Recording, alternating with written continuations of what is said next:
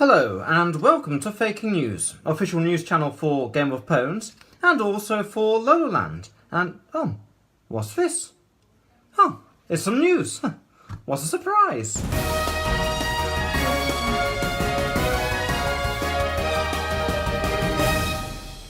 So, first on the agenda, we see that great pressure has been put on St. Lolo to abdicate as the theocrat of Lolo Land and to allow Chelito to run the country in her stead. Elliot Abrams has stated that having a dog as the theocrat of a country is unconstitutional, to which Lolo replied, "So is having a puppet." Pooned. Ha.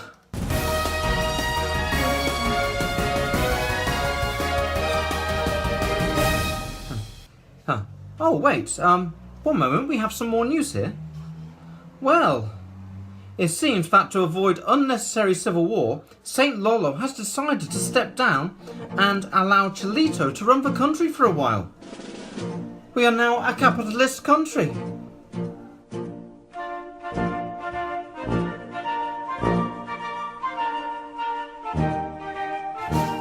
So, what's the next piece of news here? Here we go. Donald Trump. Donald Trump, the president of Trump Land, who has never been known to lie and who always keeps his promises, has now been cleared of any kind of collusion with Russia. It is something that was expected due to the president's impeccable record in office, and that this report was a conspiracy by left-wingers in order to remove President Trump from office. Really? Really? Really? Yeah, really. Oh, really? It is.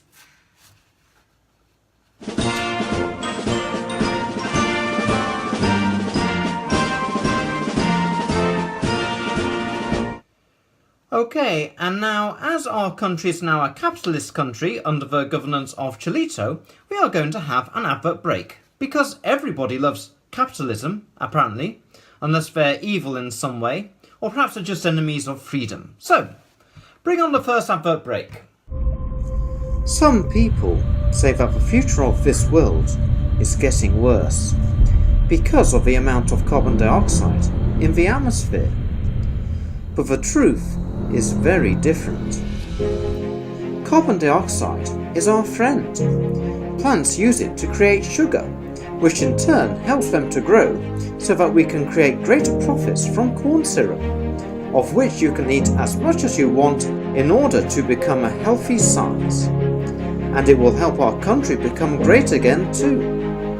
The only reason carbon dioxide has been given such a bad name is because of discrimination by scientists, who make their conclusions from evidence rather than from what's in their hearts. Now, you don't want to discriminate, do you? You're not a racist, are you? You're not a Nazi, are you? So, in order to show that you are not a fan of Adolf Hitler, buy one of our carbon dioxide aerosols today and spray it in the air to show your support for carbon dioxide and freedom.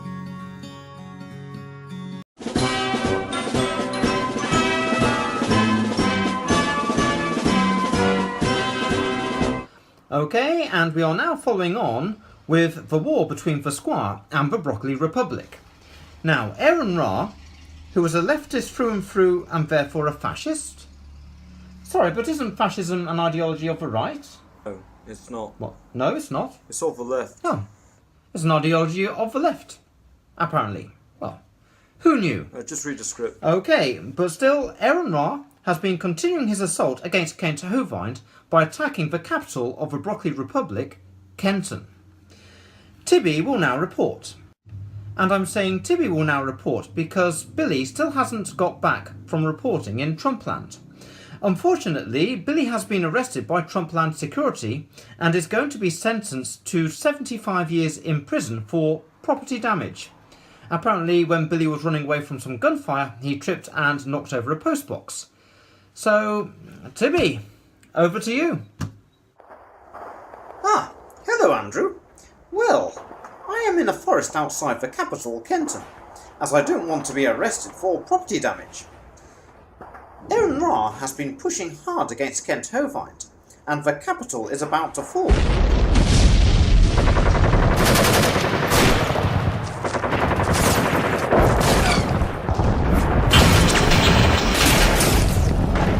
and the war has had many casualties.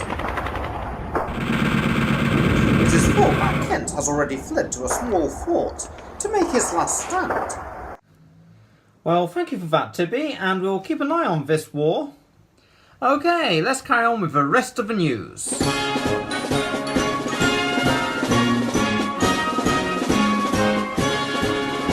Okay, and in further news, the Science Alliance, or should that be the Pseudo-Science Alliance, as they believe in climate change, in conjunction with Liberalia, which is currently being controlled by the devil herself, AOC, is preparing an attack on the west part of Trump Land. This comes as a result of excessive carbon dioxide coming from this region, or in other words, racism. We can see that they have amassed a large space force, and soon they will be attacking this region in order to install wind turbines that apparently cause cancer. Something that has been affirmed by a very wise person, known as the President of Trump Land and the United States. So, who could ever see that as wrong?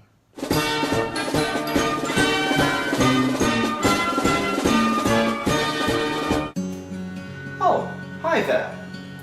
I'm the kind of guy who has a bit of a sweet tooth, and yet I'm concerned about my health, as too many sugary things can cause obesity.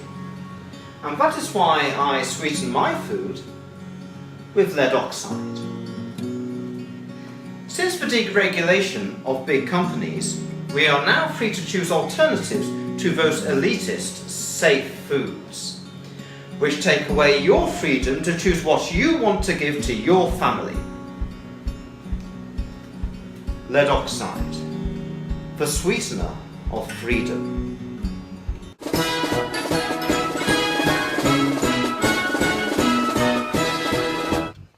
And further news coming from Trumpland, Donald Trump has been making great strides in making healthcare great again. He has been proposing to do this by making changes to the healthcare system that will remove protections from over 17 million people. Sorry? How does that improve it? It just does. Oh. Okay. To make healthcare great again by removing protections from over 17 million people. But we shouldn't worry about this, because Trump has said that soon we shall be saying that his party is the party of healthcare. And when has Donald Trump ever broken a promise to us? So we are all looking forward to these great changes.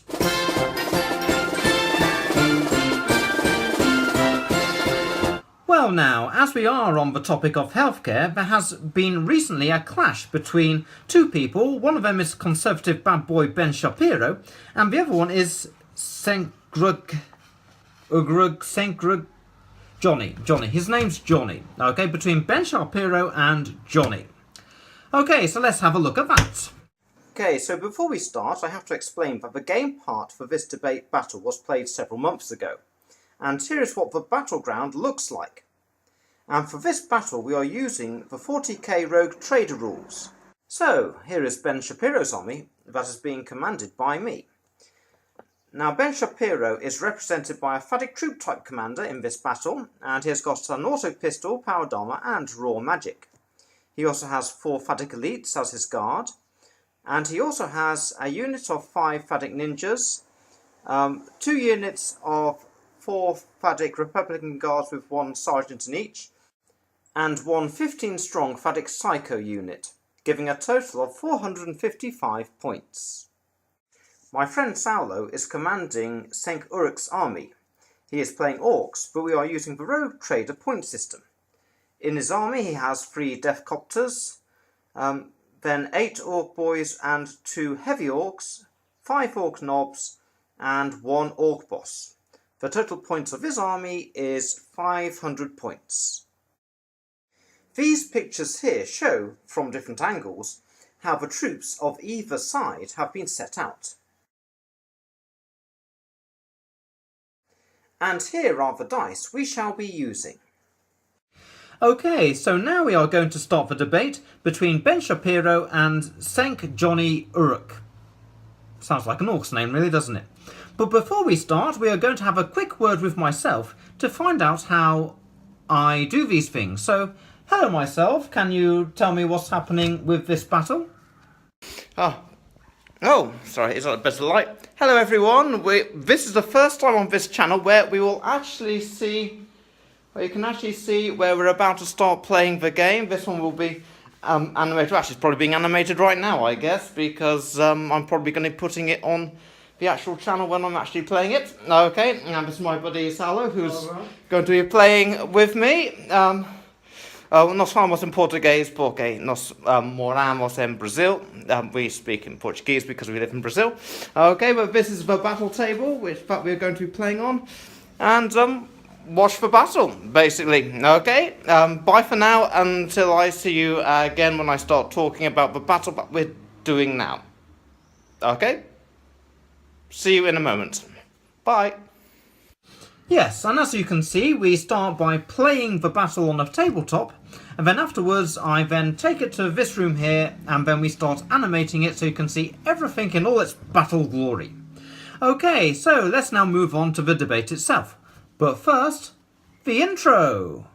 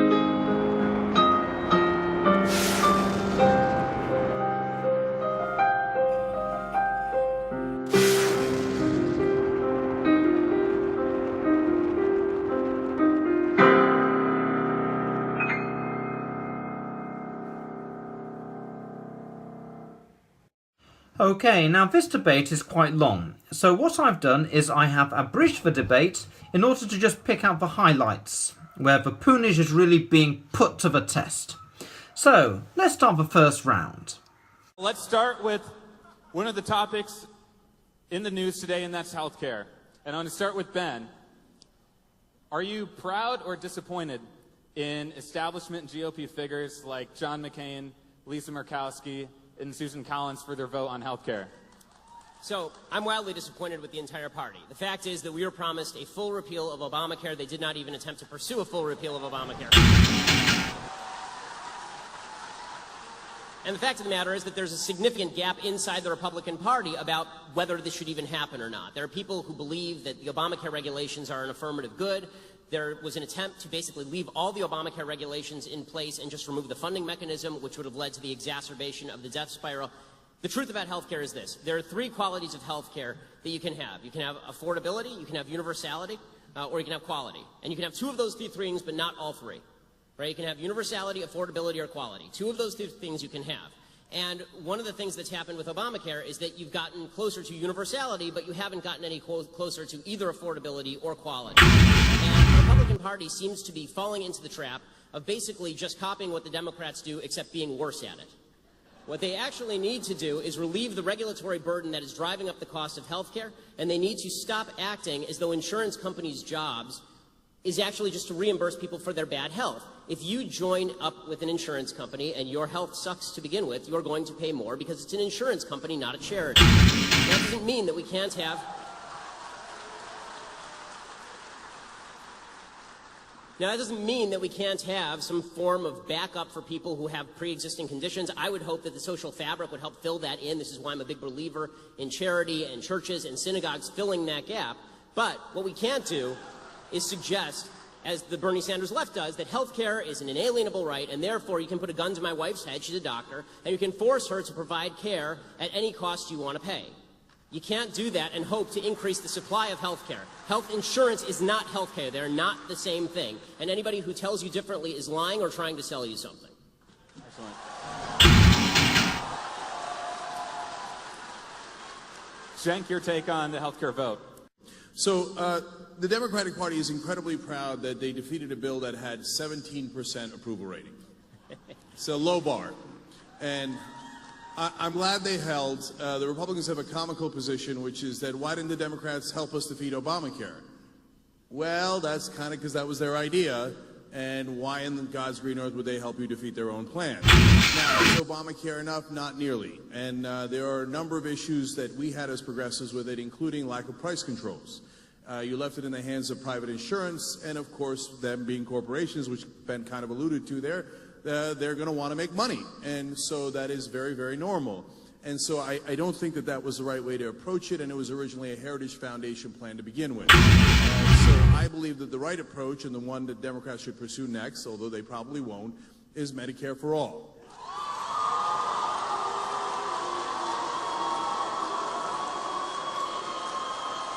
So real quick, let me explain why. Medicare polls at 77% and actually accomplishes the three things that Ben talked about. It's universal coverage, it is affordable, and actually gives you good insurance. That's why it polls at 77%. And Medicare for all now polling at 60%. Federally funded health insurance for everybody polling at 61%. So I tell to my Democratic friends, you might want to try something that's popular for a change. So, and finally, like on the idea that, hey, listen, everybody can't get health care. Well, this is not like furniture, which sometimes you allude to, Ben. You could have good furniture, bad furniture. I've had it all, right? That's optional. If you don't have good health care, you die. And so I view it as not something that capitalism should deal with, and I believe in capitalism, and I think they make great sneakers. But something that is about equality of opportunity. And you cannot have equality of opportunity if you're dead. So Medicare for all. Okay, so after that part of the debate, pretty much all the poonage was cancelled out, except for one counter poonage by Cenk Uygur. And this will give him +1 to hit to ranged weapons this round. So we can see Cenk's starting point here, and Ben Shapiro here. So Ben firstly starts by moving his psychos forwards.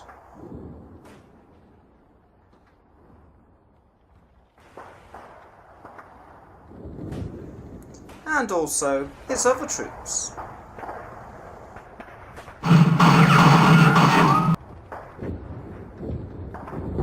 And now it's Cenk's turn.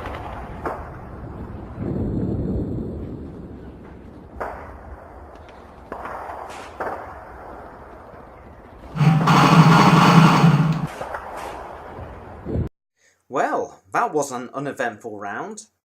There were no casualties on either side. So, the victory points remain 0-0, although Cenk did receive a blessing. So, let's carry on with the debate.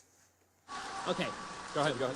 So a couple of notes in response to the Medicare for All shtick. So this is Bernie Sanders shtick, obviously. The problem with Medicare for All is that when people say that it's affordable, this is affordable to the person who has the Medicare. It is not affordable to the country. In fact, it is so unaffordable to the country that the state of California was a nut job leftist state, just refused to even pass Medicare for All because it would have immediately doubled the debt.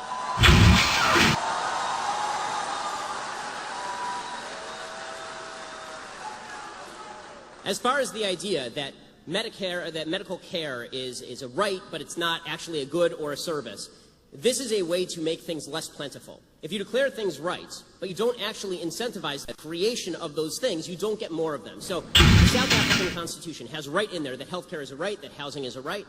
The fact is that you don't have good housing or health care in South Africa because just declaring things rights does not make them appear. What makes more things appear is a market-based system that creates more doctors, that creates more medical care, that creates more incentive for people to join up. So my wife's a doctor, I mean, she has to go through 1,000 years of medical training, and we have to spend hundreds of thousands of dollars to make her a doctor. The idea that you're going to have the government come in and then dictate the sort of care that she should provide to each particular patient, and then dictate how much she should be paid for that care, is going to lead to a decrease in the number of people who are going into the medical industry, which decreases the level of care overall. This is why I say that it is better to treat things as goods than as rights, because declaring something a right just means that you have the right to steal it from me. But declaring something a good means that you get a market process that leads to lower prices and better care over time. And the big problem we had before Obamacare is that it was already treated quasi as a right. You had it heavily regulated on the state level. It is continually heavily regulated. The idea there's a completely unregulated market is absolute nonsense. The reason that you have employer-based health insurance in the first place was as a response to wage and price controls placed in the aftermath of World War II, and employers began giving health insurance as an actual good, right? They gave it as an actual incentive to their employees. If you had an actual individual-based health insurance market, you bought it just like you bought your car insurance, you would see more and better health care for everyone.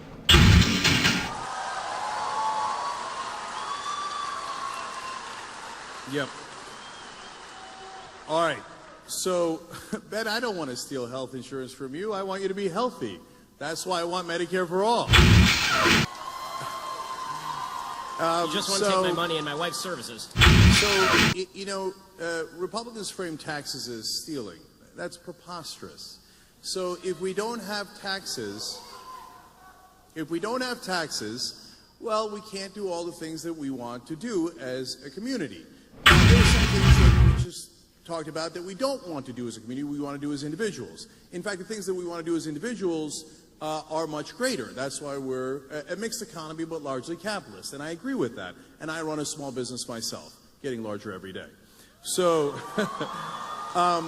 but there are some things that the government should do. They should do the military, cops, roads, bridges, and yes, education and health care. That's because, conservatives seem a little confused about how health care works. Paul Ryan had a whole press conference about this. Ben a little bit alluded to it there. They're like, oh my God, it turns out the healthy subsidize the sick. Yeah, that's insurance. That's how it works. It's that are not getting into accidents are subsidizing the accidents. Yes, that's car insurance. That's how insurance works. And yes, taxes work in that we all decide we're going to do X, but we're not going to do Y. And I think it is fair for society to say that yes, we are going to do health care for everybody. Everybody. We're not going to leave 20 million people uninsured. We're not going to leave 30 million people uninsured. That's not what we do in a civilized society.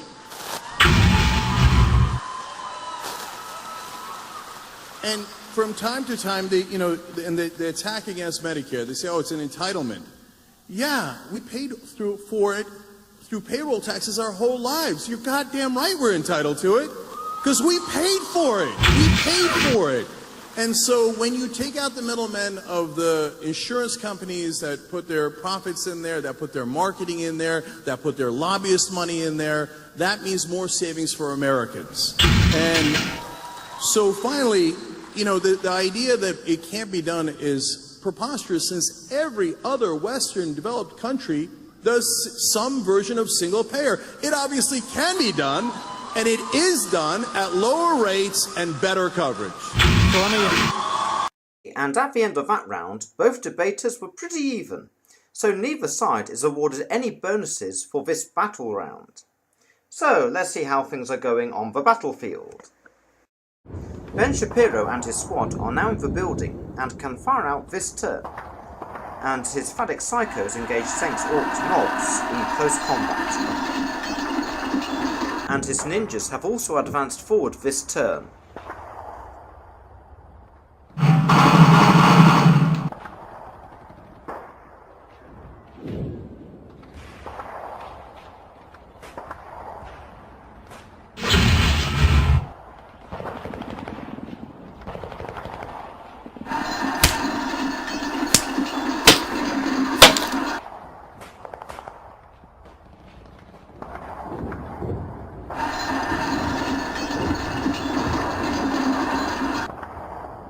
And now it's Cenk's turn.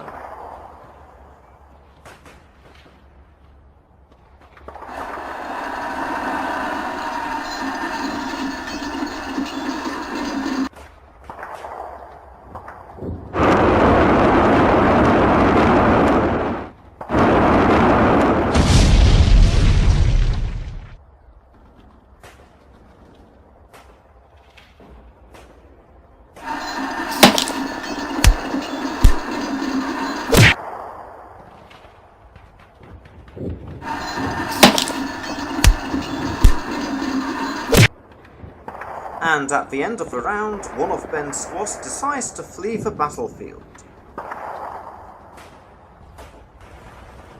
So, after that round, both sides have suffered casualties, with Cenk's suffering being the less.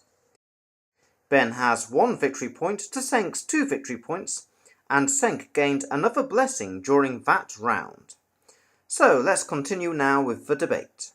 When the Republicans took control of Congress, Paul Ryan, the Speaker of the House, famously said, we need to switch from being an opposition party to being a proposition party.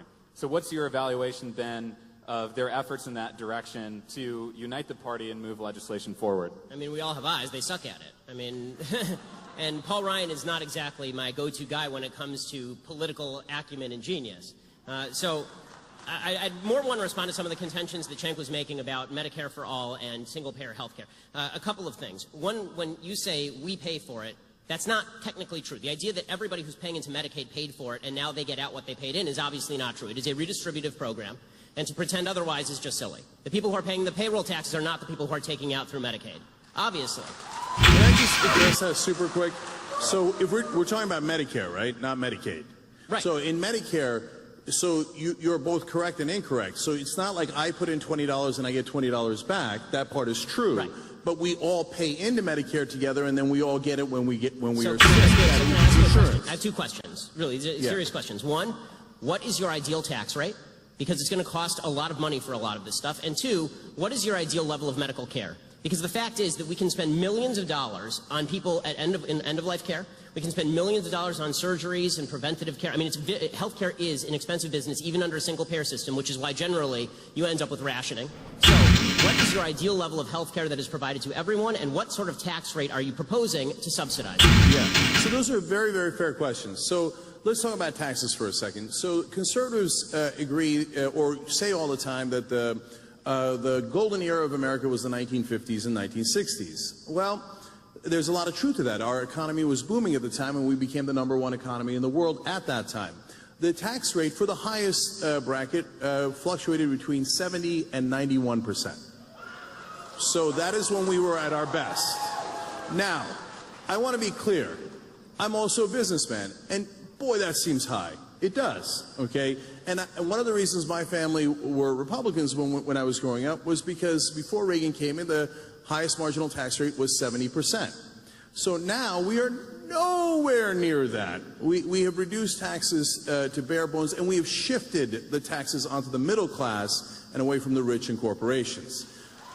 So there is a much better balance to be had. And if you said to me, well, you're going to have $800 in taxes that are new, I say, wow, that hurts. But you're going to save $1,000 in premiums, deal. That is a deal I will take every time because I can do math.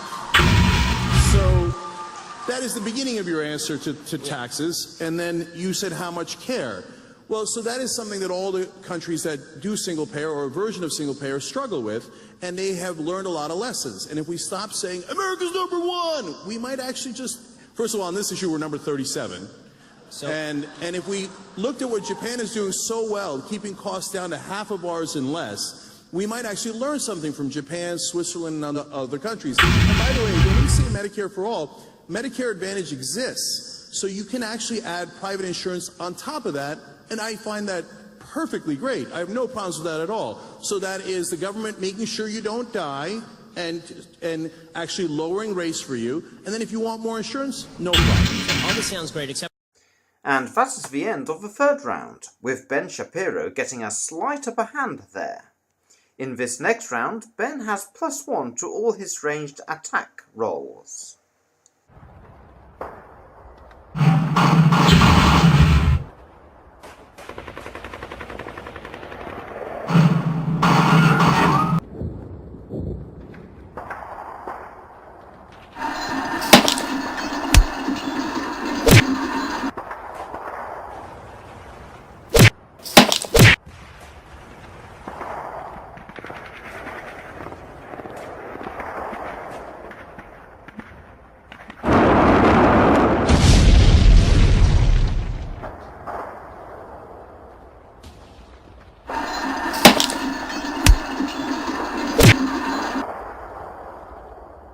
and at the end of that round, one of Ben's squads regains their courage and rallies. Now, during this game we got a little confused with the turn order, but I think we managed to resolve it fairly. At the end of the round, we can see that Ben's psychos are pretty much doomed, and Cenk is still looking strong. Cenk is way in the lead with 5 victory points, and he has also gained another blessing.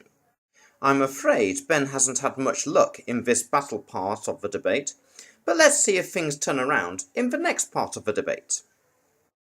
No problem. So all this sounds great, except for the fact that Medicare, Medicaid, and Social Security eat up 66% of the federal budget every single year. The idea that all of these socialized medicine countries have it so much better than we do, particularly in terms of cancer care, is a joke. We are still #1 in terms of 5-year cancer survival rate here in the United States. And when you talk about top marginal tax rates in the 1950s, there are a couple things that are worth noting. One, that was top individual marginal tax rates, not necessarily the business tax rate. We now have some of the highest corporate tax rates altogether in the industrialized world. And if you would prefer for us to destroy half of the world before we become the only country that didn't have its industrial capacity destroyed, which is what happened in the 1940s, leading to us being the only productive country on planet Earth, essentially, for the next 2 decades, I'm not with you there. I'm not really in favor of having a giant world war that destroys all industrial capacity across the West, so we're the only people who actually have the capacity to produce anything and just markets that we can provide to. Right. So, first of all, it is fair to say that, of course, the 1950s and 60s were different. We'd just come out of the war. So, but you have to consider all the different factors. So one was that factor, and the other factor that was the one I mentioned. So when Republicans or conservatives say, well, high taxes by definition will lead to slower growth, well, we know because of our experience in the 1950s and 60s that isn't true. Now, you can say there are other factors, but you can't say that the highest marginal tax rate being 70 or even 90% slows down growth, because it didn't. And it wasn't in Japan and Switzerland, it was right here. And by the way, as a guy who grew up Republican, I was surprised by that too. I was surprised that Finland's system of non-competition in schools worked, but it does. So we have to be open to facts and understand. So, and on the issue of where we're good and not good in healthcare, sure, there are different areas where we excel. But Ben, honestly, you're cherry picking there one particular area that we're good. Overall, we're number 37. That is not a good result. Well, you have so to break if we're down not what that dying means. from cancer, we're dying from other things. It's empirical. We are not as healthy.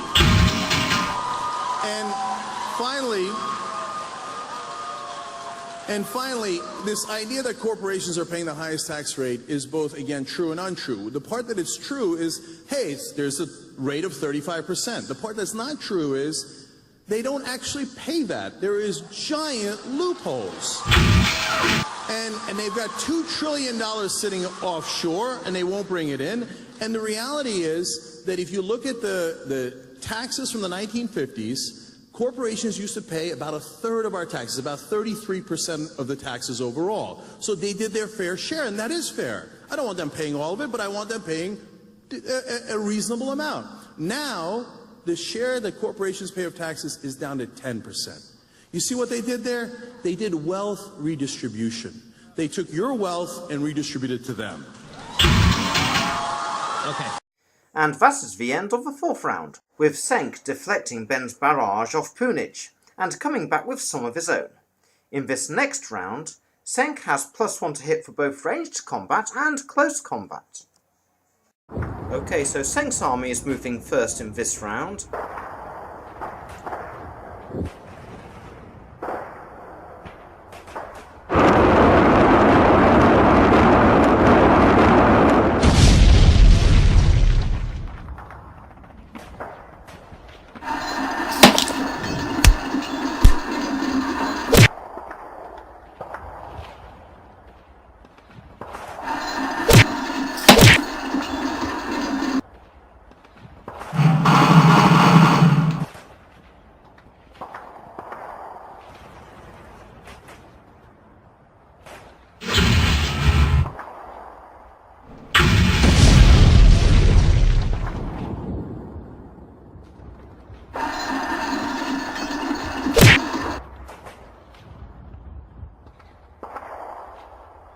And that is the end of round 4.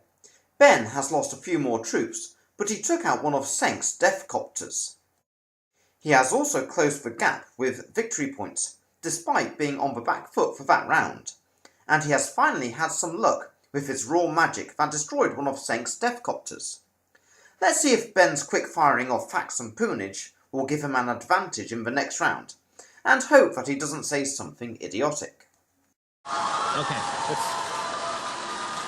Ben, I'll let you respond to that. Yeah, one more quick point, and then Sure. I'll be done with this because we can do healthcare for 8 hours here. But two things. One, I'd like to know which tax deduction. When people say tax loopholes, a tax loophole is just a tax deduction that's available to everyone, and some people take advantage of it and some people don't. I can't take advantage of certain corporate tax deductions because my business isn't in those businesses, for example. I'm sort of with you in the sense that I'm not in favor of tax deductions. I'm in favor of a lower tax rate and get rid of a lot of the tax deductions because I think that it's ridiculous that we have people gaming the system. That said, I'd like to know which tax deductions you'd like to do away with. And I'd like to know also when you say that corporations pay 10% of the taxes, right, and individuals pay the other 90%, okay, so that means the taxes are still getting paid to a higher rate than we ever have in our history in terms of the tax revenue to the government. The amount of tax revenue to the government right now is trillions of dollars every year. And final point here. You elided this question by saying we can learn stuff from Japan. The standard of care is the entire question when it comes to single-payer health care. That is the entire thing. If people felt like they were going to get the same access to care in a single-payer health care system as they did in a system where they can pay their own way, then we would have no controversy here. But the fact is that rationing is mandated as soon as you start having the government run the healthcare system and decide what level of care people get. So I don't want anyone deciding what level of care that I can get. I don't want anyone else to. They don't care about me. They don't know my child's name. They don't know my name. All they know is how much I cost. I mean, Ezekiel Emanuel's at least honest about this. Ezekiel Emanuel comes out and says, listen, I want to die at 70, right? I want to die at 80. That's fine with me. I'd rather die at that. Well, that's good for him. But if I don't want to die at 80 or I don't want my father to die at 80, it's none of his damn business.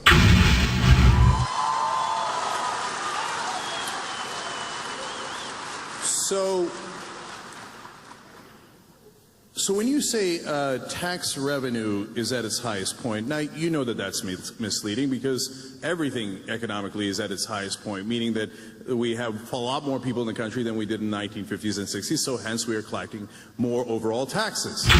But the reality is, as a percentage, it is clearly down. The top bracket now is around 39%. It used to be at 91%. That's inarguable, right? But our economy is significantly larger than it was then, and part of that is because of reductions in taxes over previous decades. Well,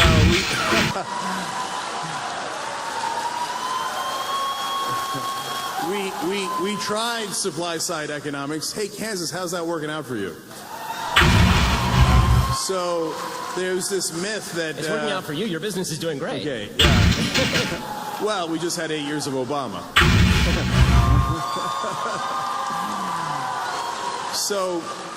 So the tax rate is clearly lower for the richest people in the country. It is clearly lower for corporations, in effect. It is, and so to say that it's a record collection is misleading. So in terms of the health care and how that relates to the government, oh, by the way, on one more thing on taxes, you said, name me a tax loophole. Mm-hmm. So yes, there are plenty of those. For example, they hide their money offshore. They do tricks like the double Dutch and the Irish sandwich or the reverse. And I would end that. I would say, hey, you know what? If we've got a 35% rate, here's the new rule. You're going to pay 35%, okay?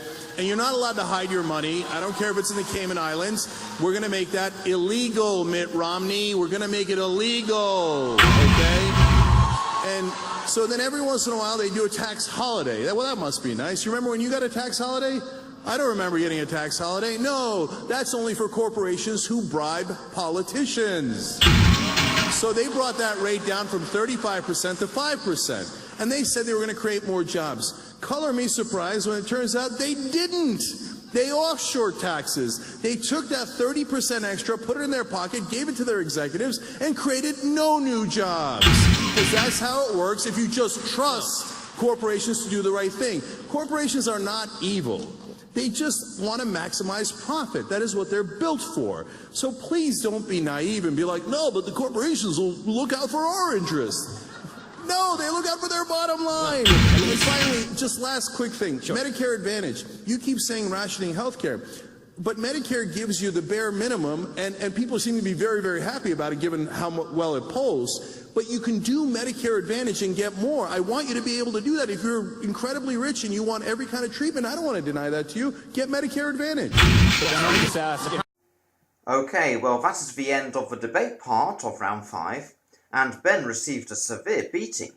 For this next round, Cenk has +1 to hit for ranged combat and close combat, and he also has +1 strength for all damage rolls.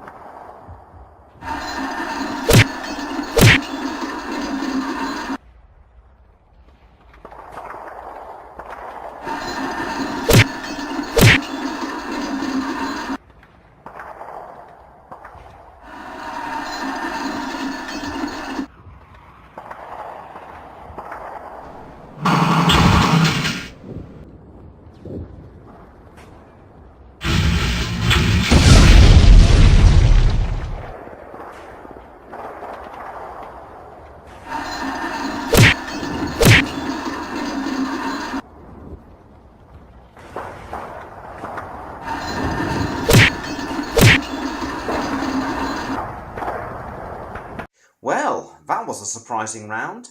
Ben had so many disadvantages in that round, yet he did well by receiving some lucky dice rolls. He did a bit more damage to Cenk and is almost even on victory points, although we can see that he was very lucky. So, let's continue with the debate. The problem is when you pay a higher tax rate throughout the course of your life to pay for all of the Medicare that you are talking about, you don't have enough money to pay for Medicare Advantage in many cases.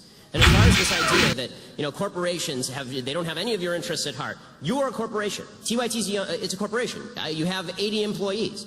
I assume that you're not just a greedy asshole, and that you actually would like to help your employees from time to time. And you just talked about how under Obama, everything got better with your business. Well, under Obama, he didn't radically escalate taxes. Okay, there was not a radical escalation of taxes under President Obama.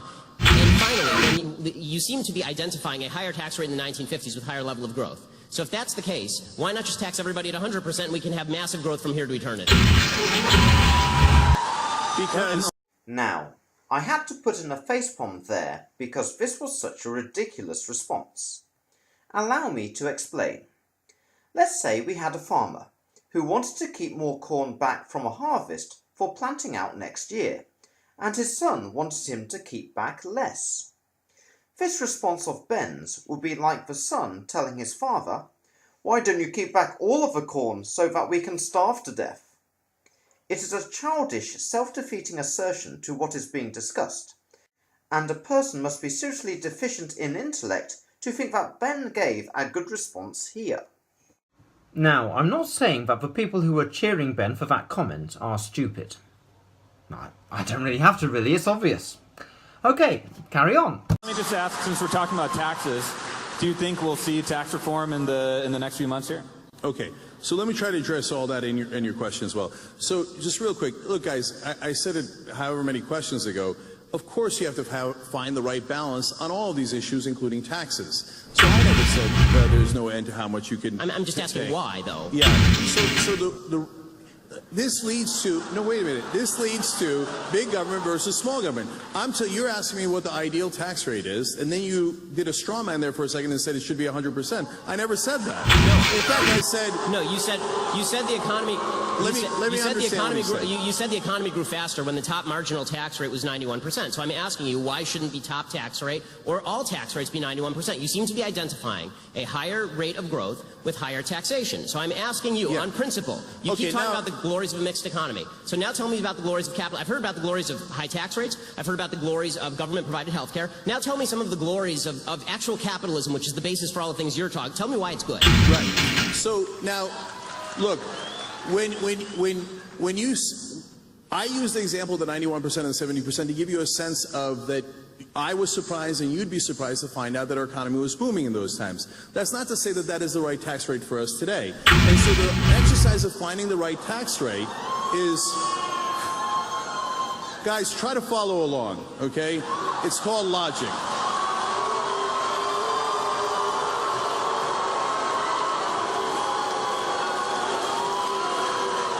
So it would be preposterous to set the tax rate at 0. It would be preposterous to set it at 100%. So what we have to do as a society is figure out where we can maximize the most amount of good for the country. Closer to 0 or Revenue closer for the to government, 100? but not too much away from us. So, for example, the reason why when taxes are higher, it winds up being better for the economy is because it recirculates the money. So if you give it to the rich, this is hilarious. If you're uneducated, please at least don't make it obvious. This is the most interesting conversation on taxes I've heard. If you don't know the concept of recirculation of money, then go look it up. And so the way that it works is that when the middle class has more money, disposable income, they spend it. Why? Because they're not living in the lap of luxury. They're not saving it for their yacht. So they need to buy food for their family. They need education for their family. So they spend it and it goes back into the economy. If you just give it in supply side economics to the rich and hope that it trickles down on us eventually decades later, what they wind up doing with it is something that is logical. They save it. But that means it does not recirculate in the economy. And that is why when you have lower taxes, ironically, the economy does worse.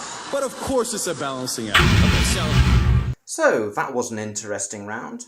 If you noticed, Ben tried to change the argument from talking about high tax rates for the highest margin in a tax structure to higher taxes overall. In this part of the debate, Cenk should have focused on the acuteness of a marginal tax rate. When a marginal tax rate is very acute, the taxes for the average person go down, and they go up for the very rich. However, everyone gets upset when they hear higher taxes, even though with a very acute marginal tax rate, most will be paying less tax. We can see this more clearly in this diagram. On the left, the marginal tax rate curve is slight, and we can see how much tax certain people have to pay from their earnings. But the curve is more acute on the right. But we can see that from this, poorer earners pay much less tax, and some up to 75% less, and the rich pay more but still earn a lot of money. But that's enough from me. Let's see how the battle goes. For this round, neither side has any bonuses, as Cenk lost his cool a bit during the debate. In this round, Cenk chases Ben's troops off the table, and also one of his death copter pilots tries to do a kamikaze attack against the building that Ben Shapiro is in.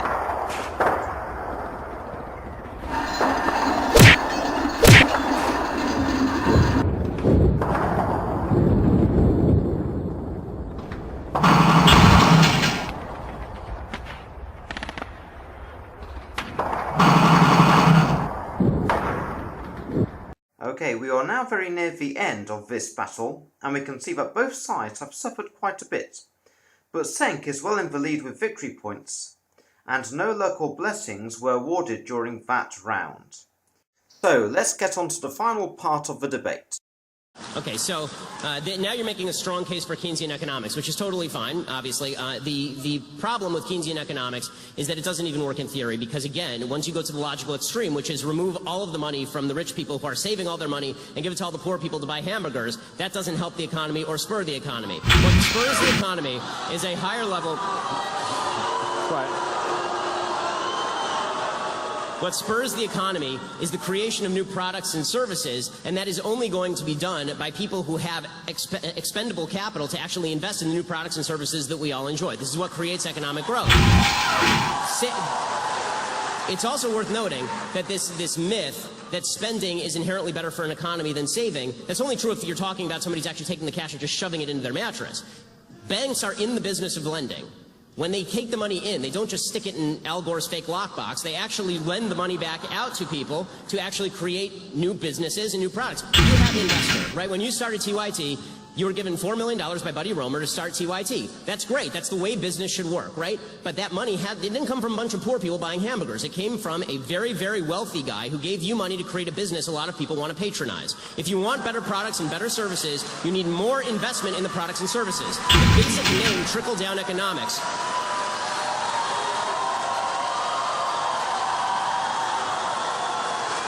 The basic name trickle-down economics is not something that any conservative even proposed. It's a leftist revision of what economics actually is, because you're not giving me the money. It was my money in the first place, created through voluntary transactions that I had with others. I've not stolen money from anyone, neither have you. And the idea that money has to be forcibly taken from you and handed to somebody at the bottom end of the economic spectrum to somehow jog the economy, that may jog McDonald's, but is not going to jog all of the creation of the products and services that make all of our lives much better today than they were 30 years ago in terms of the stuff we have access to. Cenk, I'll let you respond to that briefly, and then we'll switch topic. Yeah. So I'll try to answer that as briefly as I can, and I'll go on to your questions. So when you talk about, hey, the banks they're not going to just keep the money, they're going to put it out and lend it to people, unless they decided to do their own investments, which is what they did because we repealed Glass-Steagall. So it's not as simple as, oh, I have money, so then I will now utilize it or I'll lend it out. So that is way oversimplistic. Speaking of oversimplistic, to say that, oh, well, they'll go buy hamburgers with it, come on. You were the one who said So food. the middle class is struggling right now, and we've turned this into a Walmart economy where people are getting $7.25, and that if you're getting around $10, I think that's about $15,000 a year. So that is serious pain and difficulties. So if you give those people money, it's not like, I just want to go get a hamburger. No, they desperately need that money, and yes, they will spend it all back into the economy. So that's an economic fact. And so. And Ben, for the 88th time, we have to find a balance where you have provided an incentive for people to save and invest, and you have provided an incentive for people to be able to put money back into the economy and to be able to live. And taxes is not stealing from you. So you're right, I run a business. So in order for my employees to get to my company, you know what they have to do? They have to drive on roads. Okay, so it's not stealing from me to build that road. That helps my business. They had to go to school. The fact that they went to public schools allows them to work for me. All these things are things that I benefit from. I didn't build that company by myself. Every single person that works there helped me to build that company. And that's what it means to work together. Okay, so to answer Steve's question finally, look, what is this Congress going to do on tax reform? And Ben and I disagree on this too, because we just talked about it a second ago. And this is just political prognostication, but I think that the Republicans will definitely pass tax reform. And the reason I say that is because the Republican Party at this point is completely dependent on their donors. And by the way, don't get me wrong, the Democratic Party is also largely dependent on their donors. I think the Republicans are a tiny bit more corrupt. But so I think that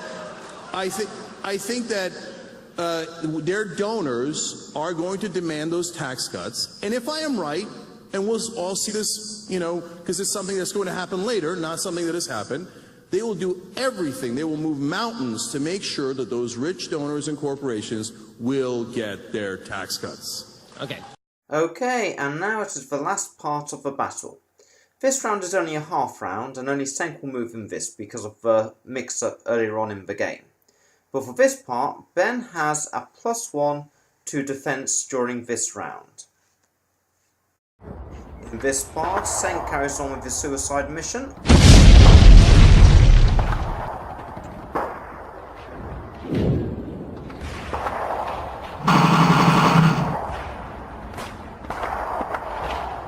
And that is the end of the battle.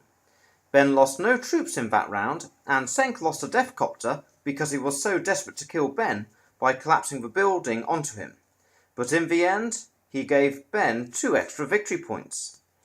So it was a close battle with 9 points to Ben and 10 points to Cenk, and Ben had a bit more luck than Cenk. Okay, so that is the end of the debate battle. And next time I play against Saulo, hopefully I'll have a winning side. Okay, so that's all from me, and I'll see you next time that I put a video on here. Except that I won't actually be seeing you, but you will be seeing me, which is probably a little bit one-sided. A bit like the American healthcare system, I guess. Okay, so but that's all from me, and watch my video the next time I put one on. Okay? Bye for now.